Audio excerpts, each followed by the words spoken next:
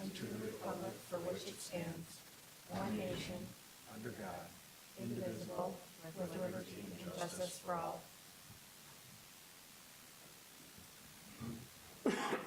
Any persons wishing to address the board this evening? Can I have an approval of, well, first I'll say that obviously I'm not Todd Volpe. He is away on vacation, I believe, somewhere warm, I'm sure. Someplace warm, and he'll be all tanned when he gets back. Yeah, And disgusting. we don't want that to go public, though. So anyway, I will be presiding over the meeting today. So can I have approval of minutes from January 4th, please? So moved. Second. Any discussion? All those in favor, signify by saying aye. Aye. Aye. Can I have approval of the agenda? So moved. Second. All those in favor? Aye. Aye. Any conflicts of interest? Nope. Okay, move on to the approval of the consent agenda. So moved. Second? Second. All those in favor? Aye. Aye. All right, reports of the president.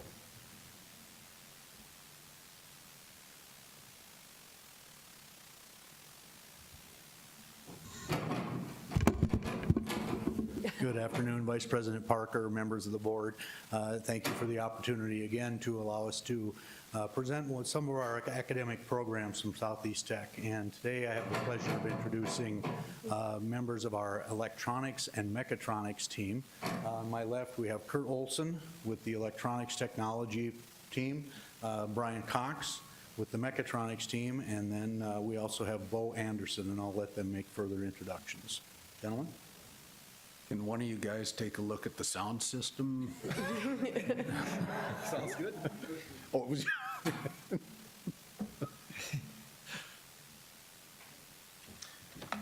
Good afternoon.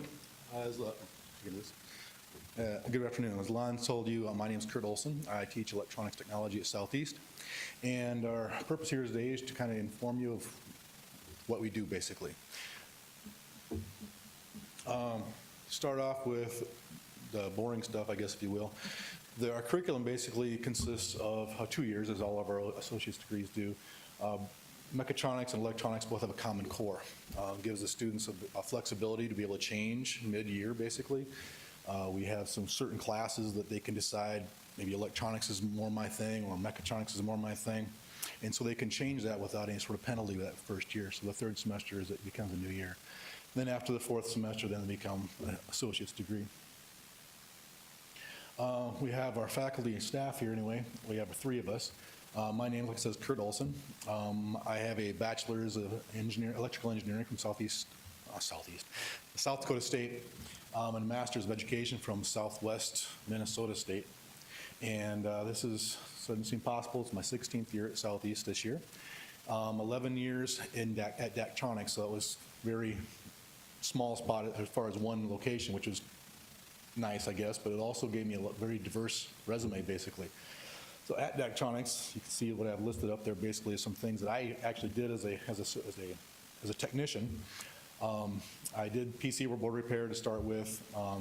I actually supervised the call center support technician support area as a student, and then it also is full-time. Lots of field service. Did installations, mostly within the country. I did make one international trip. Manufacturing, did some work in the plant floor, manufacturing and as far as product, circuit boards, the whole thing. I delved into project management a little bit, including managed a project for the United Nations. I installed a voting system to a similar place like this. Actually, I did a school board in Kenai, Alaska. So if you want a voting system, they can help you out with that as well. Let's see, what else did I do here? Product development, so I did some circuit board design, stuff like that, more of a all-encompassing type thing. Lots of testing. I dabbled with AutoCAD, doing system designs, more like system layouts. I didn't do the mechanical drawings of the systems, but more of the over things like that. And my final job there was I actually designed circuit boards, laid the traces and things out, and actually have a sample of something we do here at Southeast for your benefit to look at. But that, again, is my personal experience. Brian to talk about his. I'm Brian Cox. Also have a bachelor's degree from South Dakota State University. Mine is electronics engineering technology. And then I got my master's in education also at South Dakota State University. My 11th year at Southeast Technical Institute. Prior to that, I had about 10 years industry experience. For most of that, I worked as a field service technician for a company called Hicks Enterprise. They had amusement and vending machines in eastern South Dakota. I was on the road a lot, really a lot of electromechanical repairs, a lot of electronics controlling mechanical movements, which sort of led me into the mechatronics side of things. I was certified by the state for as a level 1, 2, and 3 video lottery technician. I also had 4 years at Daktronics, started there as a maintenance technician, working on the weekend shift, repairing, keeping the machines running that kept the electronic assembly process in motion. And from there, I became a manufacturing supervisor in that same department, and then had the opportunity to come to Southeast Tech and teach. I can continue. Our final member of our team is Julie Sackett. She is our lab specialist. She was unable to come today. She has an associate's degree in nursing and an associate's degree in electronics technology, which she got from Southeast Tech. She graduated in 2001. This is her 9th year at Southeast Tech, and her industry experience as an electronics technician was also at Daktronics. It included circuit board repair, procedure documentation and revision. She did a lot of new employee training, which made it really a good move for her to move into our lab specialist position. And she did a lot of software installation on our control products. Julie was actually one of the people I supervised while I was at Daktronics. So we had a little bit of a connection before she came down here. Our students, typically our students are male. We do have a few female students, but in this type of field, we have a predominantly male student population. Ages and life experiences vary. We get students who are right out of high school. This is their first post-secondary education experience. We get students who are, in some cases, approaching retirement or maybe even after retirement and just looking to re-career in their later life. We get former military who have a little bit of military background in electronics or electromechanical, and they're looking to formalize that with a degree, so it will make them more employable. So really a broad variety of different backgrounds that we have, and it tends to work really well. We have some of the more experienced students. We'll take some of the younger students under their wing and help move them along, and then the younger students bring an energy level that sometimes really enhances the learning experience. Some aptitudes needed, algebra-based math skills. We really don't go beyond the algebra, a little bit of trigonometry, but we don't get into the calculus-based design things. Good mechanical aptitude, a physical science background, a desire to understand how things work and how to improve them, and a desire to be a lifelong learner as technology is constantly changing. If you're not learning new technology, you're really not going to progress forward anymore. I always like to say we want the people who took their toys apart when they were kids because they wanted to know how it worked. All right. So specifics about our programs anyway. Electronics, like the common first year, we have our basic how electricity works, basically. We call it DC-AC concepts. And then we get into a little bit of digital circuits. And then that would be considered our core classes, I guess. The second year for electronics, we kind of dive into the next stage, obviously. We deal with a lot of interfacing as far as making a circuit work with something else, like a sensor or a motor or something like that, or some kind of display technology or whatever it might be. We do a little bit of printed circuit board design, and I guess I do have this here. I guess it's a little demo here for you.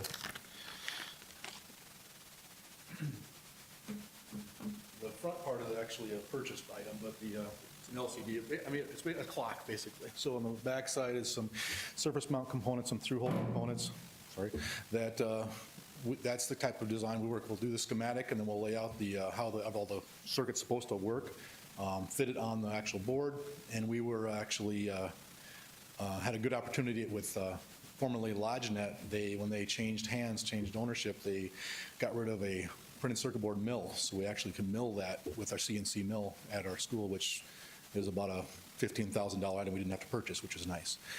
So we didn't have that ability up to about 4 years ago, I suppose. But we do some of that. And then we also do some programming in our third semester, excuse me. We do microcontrollers called PIC microcontrollers, which are in a lot of equipment. We program with a language called PIC Basic Pro. And so we, everything is really embedded as far as inside of one controller nowadays. 10 years ago, 20 years ago, you'd see lots and lots of different circuits, or integrated circuits are little black things on there, basically, if you don't know what I'm talking about, on there, several of them. Now it's all embedded in one controller. So lots of programming is necessary. So we kind of dive in to get at least the start of it. We also do some programming application called LabVIEW. LabVIEW is an application that many technician places uses for automated testing. Raven Industries here, for example, it uses it for their automated farming. As far as lots of switches and sensors and things they can automate, and one computer can do all this test equipment. And I'm happy to say that actually a graduating class of mine about 10 years ago, 7 years ago, I don't know, something like that, actually brought LabVIEW to Raven. They didn't have it before that. They had this bank of switches and knobs and dials and things, and now they have a computer. And so they can do it much, much quicker as far as that. And it's Southeast students have brought that to Raven. My final semester we have is a capstone project. We do lots of things as far as bringing all of our things together. They range, I let the students decide what they're doing, what they're going to do. They are dealing with project management, scheduling, budget, resource management, all the documentation, and then the final product that they might produce something like this. Just to give you an idea, I actually did I don't think I have it with me, but a time-lapse video of me creating that board, actually, because I wanted to kind of as a promotion kind of thing. And that board nonstop takes probably 8 to 10 hours, I suppose, to finish. But so if you know what you're doing. And then, so the student project might take several weeks to possibly months to also do something like that. Mechatronics? Okay. For mechatronics technology, again, the students share that first year Common Core where they learn really just what is electricity, what is electronics, how do we control it, how do we regulate the flow of electricity. Then the second year they really get into applying that to control applications. We also add some topics that focus more on plant automation. So we add fluid power, hydraulics and pneumatics, electric motor controls, and typically, Kurt mentioned using sensors to control motors. On the mechatronics side, the motors would be much larger. They might be multiple horsepower instead of fractional horsepower. We do AC, DC, servo, and stepper motors, all just different methods to control and operate a motor. Then we also do, our programming is programmable logic controllers. It's a hardened computer used in industrial machinery to control it, rather than, imagine a laptop near an automated welding process. It would be very susceptible to the noise created by that. A PLC is a dedicated computer that operates that equipment without being damaged by the environment. The program that we use, the language you use is called ladder logic, and it looks very much like drawing a schematic that would control the machine without the computer. So it's more of a technician-based language. Our final semester, we don't really do the project-based, but we have a systems class where we integrate all of the concepts we've learned in a computer-integrated manufacturing cell. We have a small cell, 7 stations, that manufactures a small product. It actually makes a pneumatic directional control valve at 7 stations. The students do all of the, first we go through the safety and all the documentation. Then we go through setup and calibration with the machine already assembled and working to make sure that we can optimize its function. Then we tear it apart, and they go through all the mechanical adjustments on each individual station, write programs to get it to operate. We delete all the programs off, they write all the programming. We hook it all back together, and they have to set up the programming and communication so that each station communicates to the previous and following station to make sure that the product flows smoothly. And then when they get all that done, I go through and I plant bugs in the machine, and they have to troubleshoot and repair it and make sure that it still operates. Kurt mentioned the mill machine that he has to make that circuit board. His students would design that board, assemble it, test it. My students would work on the milling machine that helps create that product. They might work on pick-and-place robots that would place all the components on the machine, and soldering equipment that would automate the soldering process to put it together in a hands-off situation. So some of our data. Our current total enrollment, electronics and mechatronics, is 45 students. That includes our first year and second year. It also includes a group right now, an evening cohort, with about 8 students who will graduate in December of 2017. Our last 5 years overall job placement in a related field has been 86%, and the average salary in 2015 for mechatronics was just over $21, and for electronics was about $16 for starting right out of school. So, as my slide earlier said, basically as far as careers in electronics technology, I like to think of it as a very well-rounded education where you can do lots of things. Again, most of those things actually I've done myself, like bench tech installation, tech support of some sort, manufacturing, research and design, technical sales, technical writing, project management. If you were in the industry as far as 20 years ago, probably, electronics technicians were the computer network technicians. That didn't exist as a program, so actually the companies, Daktronics, for example, and other companies I'm aware of, their computer networking people were actually electronics technicians. They take some of our courses as well. It's everywhere, and it's one of those things that I think is kind of hurting possibly our enrollment sometimes. Is it's really an invisible technology because it's everywhere. It's in your pocket. But who makes that? What makes that? It makes it invisible, so it just appears. And so it's one of those things. I think it's a challenge for us to get our name and what we do out there. Careers for mechatronics technology students would be maintenance technician, process technician, instrumentation. Maintenance would be repairing, maintaining, keeping machines running, doing preventive maintenance. Process technician would be helping to design and improve processes. Instrumentation tech is really monitoring the process, using feedback to make adjustments and changes. And then there's also machine installation and setup if they work for maybe a manufacturer of that equipment, for a company that does like metal fabrication machines. They would work with the sales crew when the equipment is purchased, move it on site, set it up, get it running, maybe train the local operators. I mentioned preventive maintenance a little bit already. And then field service technician, these maybe again would work for an equipment manufacturer where you would go to various locations and help the local maintenance crew fix larger problems on newer equipment. This is just a short list of some of the companies who have hired our students in the last 5 years or so. There are 22 on the list. It's by no means inclusive, but those are the ones, like I say, who we recently have worked with. These are companies. Smithfield Foods, you're probably familiar with. Malloy Electric, you might be familiar with. If you don't know Orion Foods, you have probably had Hot Stuff Pizza and had their products. So they should all be very familiar companies, and I'm sure you're, if not familiar directly with them, you have experienced some part of their products. Wells Blue Bunny, everybody loves ice cream. The interesting thing about it is, unlike some programs, I'm just named, for example, I don't know much about the health industry, but like nursing, for example, go to nursing, you become a nurse. And, there's other things off from administration things, obviously, is there. But for the electronics, mechatronics, we try to keep as much core as possible because there's not really two jobs up there that are the same. So you're going to be doing a different task at each job, and so we try to keep our core information there so they can, again, grow into their position that they're going to be in.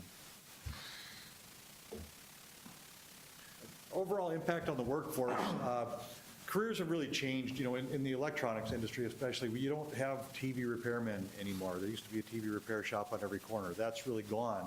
The consumer electronics side is gone. It's really not a service industry. So what we really do is, you hear a lot about value added. Well, that value added, that means that a technician somewhere is doing something to add value to what you have.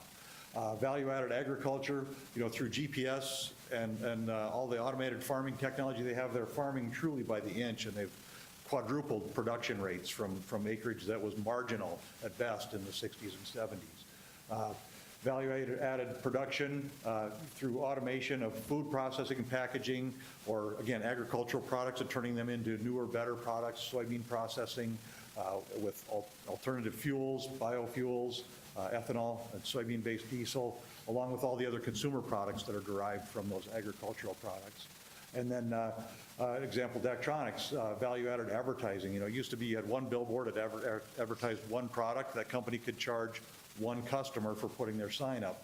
with the new electronic billboards, every 3 minutes or so, it's a different product being advertised, so they're billing several different customers for that same available billboard space. So they've added value to the square footage of that sign through electronics technology. I'll let you go ahead. As Lon also pointed out, Bo Anderson here, he's I'll just kind of go through this, and then if you have any questions for him, he's happy to answer them, but he's a 2004 graduate. Was he a student of yours? No, you hired it. I hired it, yeah. I actually had the opportunity to hire Bo when I was a supervisor in Daktronics. So, yeah, so it's a very much a connection all the way around here. But yeah, he was my student, so I saw him both years of electronics. And so he's a 2004 graduate. He was at Daktronics for 12 years. Again, I'll have him speak basically what he did. And then he's recently changed jobs into interstate control systems over actually right on our campus almost right up. So, Bo, a few words?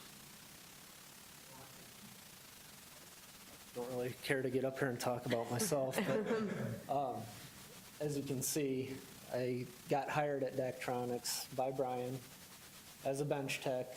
Within the first year with my, believe it or not, with my looks, I did have a career before that, so I might look really young, but I graduated high school in '92, and I did not go to Southeast for 12 years. I chose to work as a painter for 10 years, and kind of got tired of that, wanted to pursue something a little different and get into the electronic side. So started at DAC, bench tech, moved into, actually when Brian left, that opened up a position that my supervisor took, and I took his as the testing supervisor. So then I was in charge of hiring all the techs that came out of Southeast and other schools, as well as a pipeline that we did a rotation for the engineering departments and customer service. The opportunity came up with the Sioux Falls plant starting, so I jumped on that and became an integral part of the Sioux Falls Daktronics startup. That was a lot of fun and very taxing. After that, I decided to change gears and move into engineering. The opportunity was there. It was a lot of fun. I did that for about 9 or 10 years, and just recently moved to Interstate's control systems as a project estimator, which is another jump in a different direction, but it actually kind of leans more towards the mechatronics side now, where that wasn't my specialty. It was the electronics. So it's kind of it's just a neat story, I guess, without me talking about me. Sorry, but yeah, so that's kind of where it's at right now. Is there any questions for me that you might have? Experience or anything? No? I guess that's me. If I could add in there, Bo's story is not really a unique one, and where it's not where you are at a dead-end job, basically you're just going to be this job for the rest of your life, basically, where he has evolved and gone through several different careers.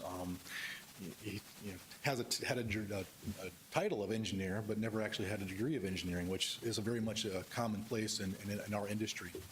But he has definitely done well with himself, and hopefully will continue so. Bo won't brag about himself, but I'll say this. I interviewed him first, and there was another supervisor who was scheduled to interview him after me. I sprinted down to HR and said, let me make this man.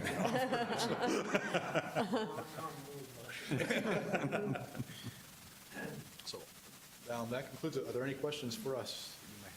I have a couple of questions. Yes. So you mentioned that you just have you mostly have men in your program. Yes. So do you have any strategies that you're looking at to try to recruit more women for your classes, or places that you're kind of getting your literature out or your message out to? Official strategies, I'd have to say no. Sure. Brian and I have been, for the last several years, going to Whittier Middle School for a career class they have in the spring. And obviously, being a middle school class, they have pretty much a pretty good mix between male and female. And most of the interest at that point seemed to be mostly the females. They asked the most questions, and somehow there becomes a disconnect between that whole science interest and, because it's really what we are, really a science program, and to whatever they become 4 years later. So I don't know if it's cultural or if it's just the way it is, but again, if you have ideas, I'll be happy to hear them, but we struggle with it. Again, I've said this before, I'll say it again, as far as all of my female students I've had really have been a level at least as high, if not higher than the male students. They just are better students, I think. That's just, No offense to Bo, of course. Yeah. yeah, I think, I don't have any numbers for you, but again, in the 15 years I've been here, I think we've had probably around 15 females is all. I mean, it's maybe averaging about one a year.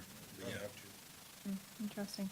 And do you guys have to do an internship at all, your students? Is there an internship required, or? We don't require one.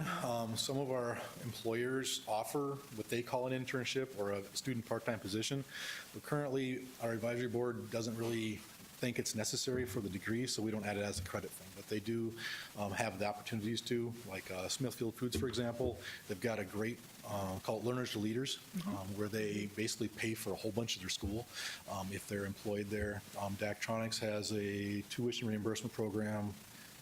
I think Raven still does. I think too. Several companies, again, are encouraging. Orion Food just talked to our students here this morning, and as a part-time student position, they have an $18 an hour. Wow. But it's a not very great shift. It's like way late and way early in the morning, but it's a very good an opportunity for us financially anyway. So I hope somebody goes after it, but no internships at this time. Sure. And one last thing, do you have any idea where your students come from? Like, are you getting a lot of Sioux Falls students? Are you getting a lot of rural students, or South Dakota, Minnesota, Iowa? Kind of a dual thing on that one. Go ahead. Yours. A lot of the mechatronics students, for some reason, come from that northwest Iowa, southwest Minnesota, even the Canton, South Dakota area. It seems like I get kind of the slightly more rural student. I think it's that mechanical draw that, you know, been around machinery and are interested in it, but maybe don't want to work outside 12 months out of the year, but they still like the machinery and the equipment. Interesting. For electronics, it's kind of a mix. It is. And I don't know if it's more so or not, but Brian mentioned earlier about the diversity as far as ages is concerned, where we probably have maybe half our students are, I'd call traditional 18, 19-year-olds. And then we've got several, like Bo, for example, had 10 years of painting experience before he came over here. We've got a lot of military, goes to electronics because they have done electronics in the military, like a lot of Navy people on boats and stuff. And then one student, I think the oldest one I had was 55. And so he came back, and he came back because he came to school because he hurt his shoulder, workman's comp thing. So he couldn't do his job, and so he came back to do something that would actually, he wouldn't have to move around so much for. But I don't have any good numbers for you on that. Sure. Interesting. Thank you. Anything else? Any other questions? All right. Can I get thank you very much. For your time. Can I get a motion to acknowledge the electronics mechatronics program overview report? So moved. Second. All those in favor? Am I saying aye? Aye. Aye. Aye. Okay, next report. Good afternoon, Vice President Parker, board members, and thank you for coming by, Kurt and Brian and Bo. Nice to meet you as well. It's one of the success stories that I want to mention. I've mentioned at a few different meetings, but one of their students is a young man that I met from the Hovland Learning Center, and he's from Ethiopia. So he was at the Hovland Learning Center to finish his GED. He was able to do that. Got a job at Smithfield Foods, but he continued on in the mechatronics program. He's going to be graduating this spring, and I think what's so encouraging about that story is that, Smithfield Foods worked with him to allow him time to attend the mechatronics courses, but based on his knowledge and experience he gained at Southeast, he was promoted off of his entry-level job to a maintenance position, and I think he said he was making like an hour now, and when he graduates in the spring, there's potential more opportunities. And what was also exciting, I think he indicated he brought 3 other individuals from Smithfield with him now to Southeast, and that was kind of the connections that we obviously hope to make, and was a very positive story, and the department should be really proud of the work and the effort that they put in to help our students be successful. So I have just a quick update on the healthcare sector breakfast. And what that is, I think we've talked about it a little bit, but the Southeast Tech has partnered with the Sioux Falls School District, with the Forward Sioux Falls and the Sioux Falls Chamber to offer what we hope will be several sectors or industry sectors, the first of which we provided last Friday morning, and it's going to be about 7:30, 8:30 or so, and we had thought we would get about 25 to 30 representatives from the healthcare fields in the region and across Sioux Falls, and I think we had over 60 individuals attend. We had a panel of healthcare professionals from Avera, Sanford Health, Good Samaritan, Sioux Falls Specialty Hospital, and the panel was facilitated by Representative Mark Mickelson, who we were very grateful that he took time away from the legislature to come and to visit with us. And it was just a great conversation. A lot of good ideas were shared, and I wanted to bring it to the board's attention because through that type of effort, I hope that Southeast will continue to reach out and work with and partner. I think what's really exciting is the opportunity to partner with some of these industries as we go forward. A special recognition to Shelley Nemec, who's the foundation director, who worked very hard to pull together the panel and work in all of the meeting logistics. But it was a really well-attended event in which we were very proud in terms of the amount of representation we had across, again, the region, not only from Sioux Falls, but across the region, and especially encouraging the sense that they are looking to Southeast to take a leadership role to help meet this skilled workforce shortage. So we're able to come forward with a number of different ideas there that were mentioned about some work in relation to business courses for some of our healthcare graduates, and maybe looking at a healthcare certificate in business to help out there. Diversity was another issue that was brought forward, and what can we do in relation to, and the Sioux Falls School District was talked about in that, a rising number of minority students, about 36%, I believe now, and a number of those students not continuing on to post-secondary. So what can Southeast do to address that situation? So I think we were challenged a bit, and I think there were a lot of good opportunities that were presented there. And we hope to try to have about one of these sector breakfasts now each month for the rest of the spring semester. So thank you. Thanks. Can I get a motion to acknowledge the report on the healthcare sector breakfast, please? Don't move. Any discussion? All those in favor? Aye. The next report. Test my technology skills here, we might be in trouble.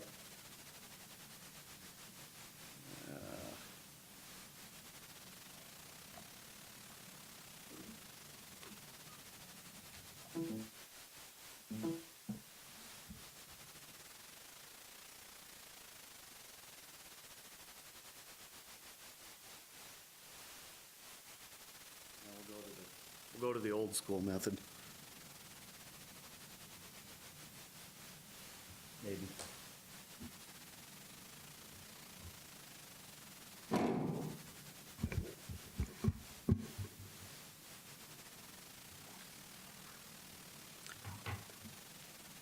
Vice President Parker and members of the board, I have 3 separate reports for you today. The first one is dealing with an MOU with our SFEA Part 2 agreement. This is a proposal before you that we're asking for approval, and it's modifying our existing agreement with them, extending the deadline to submit notice for early retirement. We've, on several occasions, tried to schedule SDRS to come out to campus to talk to faculty and staff, and we've had a couple weather-related delays. So if you want to know when the next weather event is, our meeting's scheduled for February 16th, so we can plan around that. But this just formalizes what we're trying to do in terms of extending that deadline from February 1st for notification without penalty to March 1st of 2017. This is just affecting this year. There's also a modification on the trailing end of it. An individual could still submit a request for early retirement up through August 1st. This moves this up to June 30th or July 1st. So this was drafted in conjunction with SFEA, has been reviewed and looked at by legal counsel. So we're requesting approval of the modification to the agreement through the MOU. Thank you. Questions? Move to accept the MOU as presented. Second. Any discussion? All right, all those in favor? Aye. Thanks, Rich. The second report I have is the second quarter financial reports. This runs from July 2016 through December 31st of 2016, so it's a look at the first 6 months. First document that we always present is our cash balances.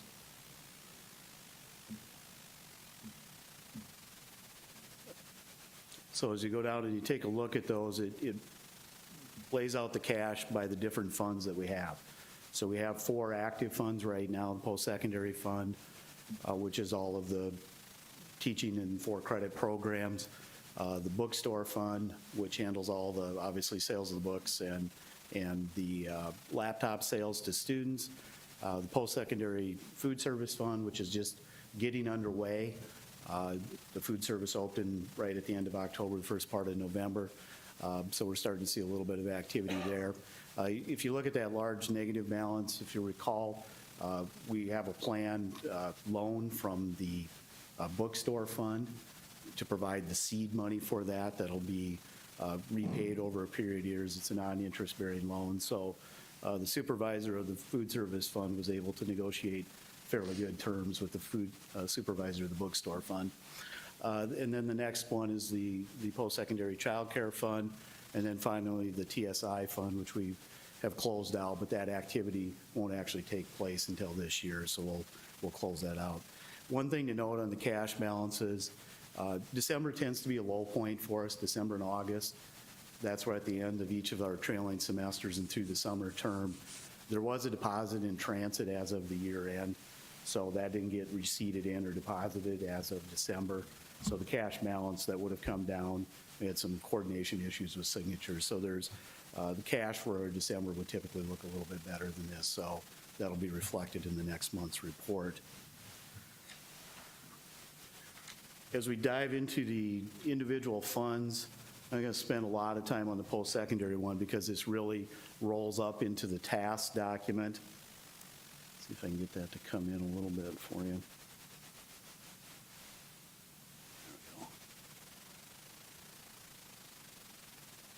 But one of the things that I tend to look at is the year-to-year comparison, and in particular, the percentages that you would look to see. So we're tracking online with all of these categories. When you look at our overall revenues, 49% so far this year. Last year's a little bit skewed because of the facility fees or the bond fees coming in for the construction project. But when you look at our main revenue source in terms of that tuition and fees, that's on track with where we were setting last year. We've talked about our enrollment being down a little bit. I'll get into that when we get into the tasks, the actual percentages of how we're looking and how we think we're going to wind up into the end of the years. When you get into the other categories, as we scroll down and we look at the various things, everything is tracking as we would anticipate it to track throughout the course of the first half of the year. The one notable exception is when you get down into the building improvements, you'll notice there's a 137% of the budget that was expended. There's a supplemental that'll be coming forward on that. What had happened is we shifted the project timeline for the renovation of the Ed Wood, extended that out. The initial completion would have been the early part of this fiscal year. We've made some modifications and we'll extend that construction period into this next year. So it wasn't planned, wasn't budgeted for that way. So we'll supplement in with that. There's bond funds related to it, so that'll be the primary source of it. The funds of our own that we were planning to use was already programmed in there. So that adjustment will be coming forward in a future action. So as we look at it, like I said, we're tracking where we thought we would track. When I get into the task report, as we look at that, there's elements in this that become at this point more predictable. When we're looking at our revenues in terms of tuition fees, we have our spring enrollments now. We know where we're going to wind up. What's left in the summer term is a relatively small piece of it. When you get into the salaries and the benefits, that's pretty easy to track and measure going forward. We know what our staff placement is. The spring adjunct has been loaded and taken into consideration. It's really that small piece of the summer one. The variability really comes into some of those other categories. When we start getting down into those purchase services and some of those supplies, there can be a little bit of movement. But as I said, when I get into that task, I think when we talk about the analysis that was done, I think we feel pretty comfortable with where we're going to wind up. Any questions related to the post-secondary fund? Bookstore fund's a little easier to look at, not quite as many categories. Up a little bit in terms of our sales of goods and services. Laptops are tracking about the same as what they did last year as far as our term sales to students. The dollar value of the books are up, and I know there was a publisher was a big uptick in pricing on that, and if you've looked at the price of books, it is unbelievable. So that revenue upturn really has to do more with the pricing of it, not necessarily the number of units that are being sold. We're also trying to implement and expand options that help students in terms of savings, looking at ebooks, looking at book rentals, which reduces the cost for students. So trying to do what we can, but we're really at the mercy of the publishers and where they're going with it. So you see that uptick in the supplies and materials that's related to those inventory purchases. So you see that moving with those sales components. But again, we're tracking where we would expect to track. So.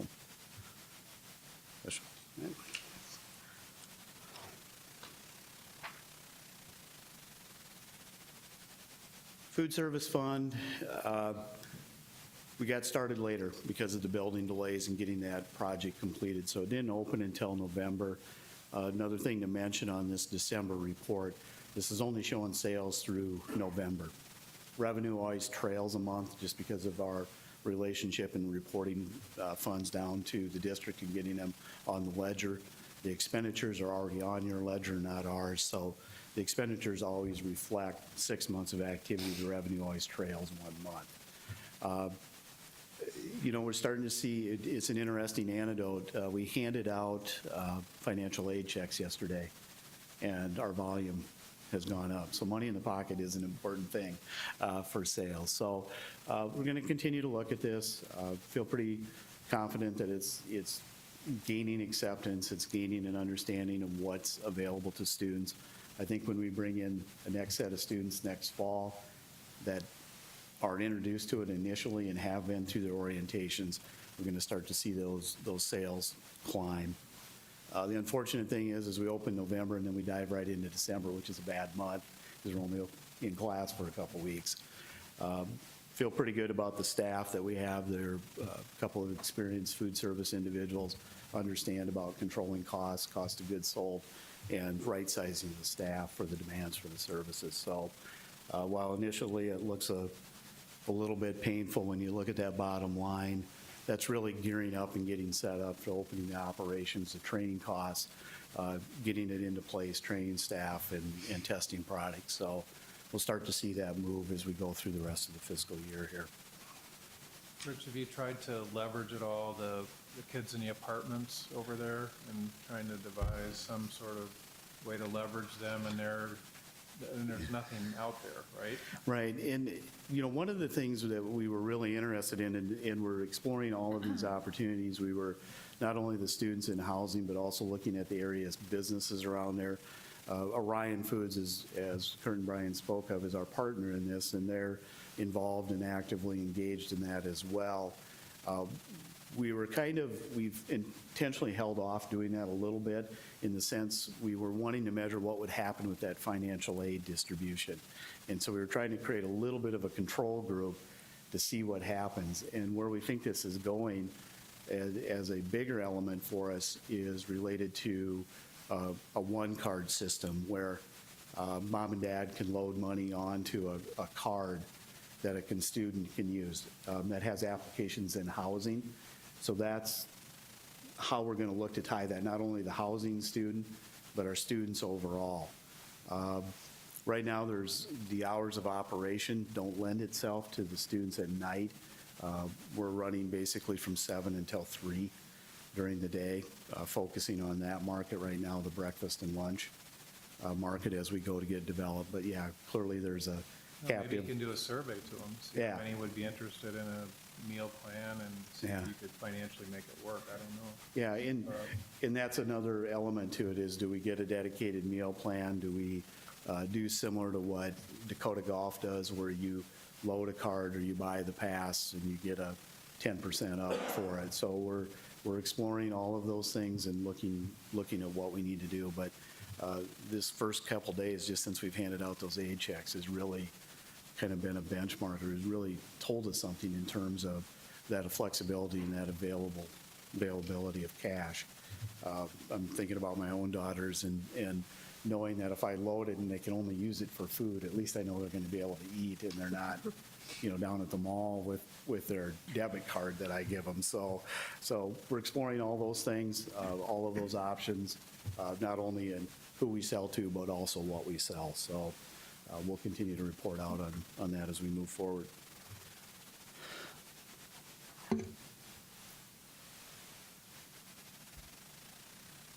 Child Care Fund is, as we're moving through the year here, I think I'm just going to go right down to the bottom line on this. You're seeing a $20,000 revenue over expenditures. Again, you got to remember the revenue's lagging a month, so if you throw in the December revenue, that deficit's about $9,000, so it's manageable. It's something that Tracy and his group continues to look at in terms of the delivery of their services and the service providers. So we're continuing to monitor the performance of the Child Care Fund. And I won't put the TSI fund up, there's nothing on there, it's just a matter of when we get to close it out. And then the last report is the cash flow statement. Summarizes revenues, just very high level, changes in our assets and liabilities that impact the use of cash. You see that diving down a little bit, like I said, because of that deposit in transit. This is, the first half is looking from just the month of November to December, through December, I should say, and then the last is the bottom part of it that goes from the beginning of the year to the end of the year.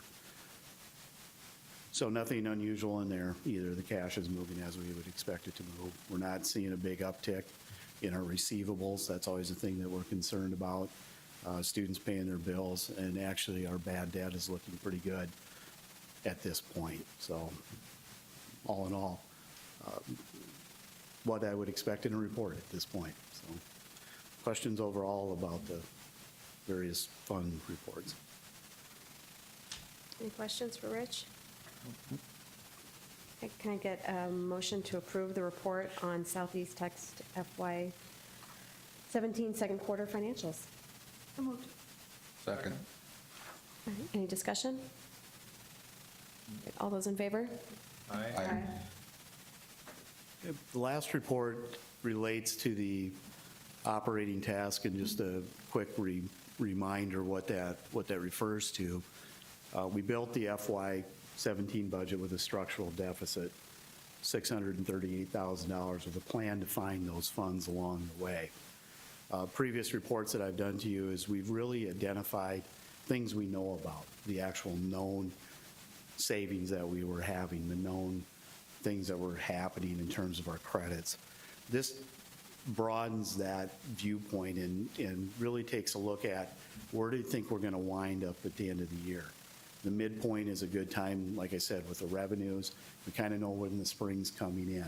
We know where we're going to be at in that, and it gets a lot more objective in those measurements on this task. So when we go down and we look at the variances, and I split it out and got into some very broad categories from a revenue standpoint, and then also from an expenditure standpoint. You're looking at the tuition and fees, which move together for the most part. They're a per credit basis. That's really reflecting a little bit of a downturn in the credits, about 4% less than what we budgeted, but not insurmountable, not a end of the world type of situation as it relates to those credits. Local sources, that's our sales of goods and services. Different programs do some internal things, auto, collision, does some outside work. It's our miscellaneous revenue categories. Seeing a favorable variance as we project that out. State aid, we know what we're going to get in terms of our state aid. The only variable component to that is our tuition buy down. And at this point, we're really just left with our summer credits. So that's a very real and measurable number. The other state revenue, the variance there, why it looks so big is, again, goes back to those bond funds with the health and education bonding and just the way that project got delayed and the drawdown on those funds. Federal revenue, that's the differential. That's typically a zero-sum game.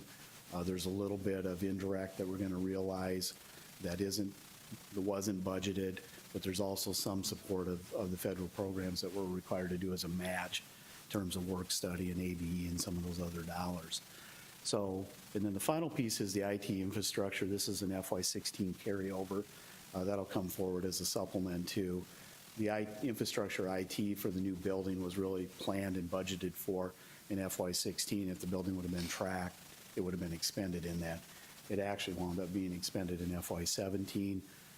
So that goes into our expenditure category, so we should supplement and carry over that budget into this year, so we'll do that. So as we look at those variances, I think the thing that's important to recognize is that the revenue components are very, very measurable and very objective. I don't expect to see a lot of variance as we get through the end of the year on our revenue components. And I don't see a lot of adjustment in that favorable variance. We're going to be very close to that. When you get down onto the expenditure sides of it, same type of thing as I mentioned earlier, when we start looking at our salaries and benefits, that becomes very measurable. We know where we're going to be at. There's some part-time wages, but that's such a small piece of it, it's not going to sway that one way or the other. The majority of those savings as we look at salaries has to do with natural attrition that's taken place. If somebody's left, we've made a conscious decision not to fill that position, and the folks that remain absorb that work and that effort. There's some related to the delay in opening the building. For example, in the custodial group, there's about a $45,000 variance in that. Well, that has to do with that building being delayed. We had 2 custodians on there beginning July 1, but they came on later in the year, so we recognized a savings in that. We've had some natural turnover in that position that we're seeing that as well. When you look at the benefits, you start to go, well, that's 53% of your wages, and that our benefits cost obviously isn't that high, but it really comes down to some variances in the way that we calculate the benefits. 2 components to it. Obviously, there's a trailing component to those full-time salaries, but the second piece of it is that when I calculate the budget for the FICA, Social Security, Medicare taxes, I'm doing it on the gross salaries, but it's actually applied to the pre-tax types of things. And so there's usually always a little bit of a variance associated with that. The second element of it is related to adjunct. If adjunct is being taught by an on-staff member, they're entitled to get the 6% SDRS match. An adjunct that's not a full-time employee is not. Well, when we develop that adjunct budget, I don't know who is and who isn't, so we budget for the 6% on the entire thing. So that pushes that benefit percentage up a little bit higher than what you would typically see it as a normal salary dollar. Purchase services, when we started getting into that, there's some savings that we realized there because of a security contracted position that we had that we did not fill. We had an evening security guard leave. We did some adjusting with our daytime schedule with the housing security to try to narrow that gap, but also recognize and realize that savings. There's some savings associated with the hospital contract employees that we have. And then there's some things in the TAC grant that are budgeted but may not be expended on there. But remember that TAC's a federal revenue component, so if I save on the expenditure side of it, there's an unfavorable on the revenue because I'm not getting the revenue for that. Supplies and materials, relatively minor as we manage this, manage through it. Capital equipment, just some minor things there, and that really could be on some of it on the supply side. There's what we have, 4710, 4790 are non-capitalized items. Sometimes when we put budget in there, it winds up being expended because it really fits the capital definition. So just some adjustments there. The capital, the 1.2, that's really related to the building project. While you're seeing that unfavorable there, that wasn't budgeted. And then finally, the dues and fees. And again, there's a TAC federal component to that element. So when you look at the expenditure variances, when I look at objective measurements, which ones are we not going to see a lot of movement by the end of the year? I think we're looking at salaries and benefits being very measurable. The capital stuff is being very measurable as well, knowing where we're going to end up. There might be a little bit of variance on that equipment, but on the building side of it, that's going to be very solid in terms of that projection. So we might see some movement in the purchase services, supplies, and materials. But overall, when we look at this projection, it kind of did a couple things, and I probably should have laid this out firsthand. This wasn't me taking major categories and going, well, divide by 6, take times 2, and take times 12 and get a number. I actually went through every single account, about 2,500 of them, looked at every single one. There's some judgment in there, but there's also some knowledge that goes with that of, you know, this is what we typically tend to see. This is how it trends. So I don't want to say I would bet on that number at the end of it, but I think we're pretty close to where we're going to be. And the point, too, that I'm trying to make is as we look at that favorable variance on the revenue, look at the little bit of an unfavorable, which it really isn't on the expenditure side. It's more that building project. We're very close to achieving that task and finding those dollars along the way. Obviously, we still have 5 months to go. This is projecting out where we think we're going to end. So the efforts that all of the campus community has made has yielded this, and if they continue on that path, we should make that task and be able to cover that structural deficit at the end of our budget. It's also important at this time of the year because it lays a foundation as we're working on developing our FY18 budget. It is, do you carry these savings over into that budget? How do you look at it going into that? But the bright spot of it is we're able to cover that, and we're not trying to make up a hole at the end of FY17 that we've got to carry into FY18. So feel very good about the efforts that have been done and the accomplishments of everybody involved out there. And I actually kind of look forward to the year-end summary in August, and I'll try to remember to bring this page with me so we can lay the two together, but that's where we're at with it. So, any questions or?